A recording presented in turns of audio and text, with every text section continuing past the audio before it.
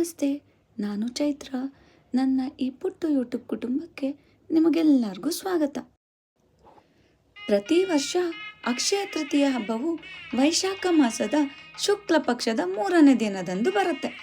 ಧಾರ್ಮಿಕ ಗ್ರಂಥಗಳ ಪ್ರಕಾರ ಅಕ್ಷಯ ತೃತೀಯವನ್ನು ಎಲ್ಲ ಪಾಪಗಳನ್ನು ನಾಶ ಮಾಡುವ ಮತ್ತು ಎಲ್ಲ ಸಂತೋಷವನ್ನು ನೀಡುವ ಶುಭ ದಿನ ಅಂತಲೇ ಕರೀತಾರೆ.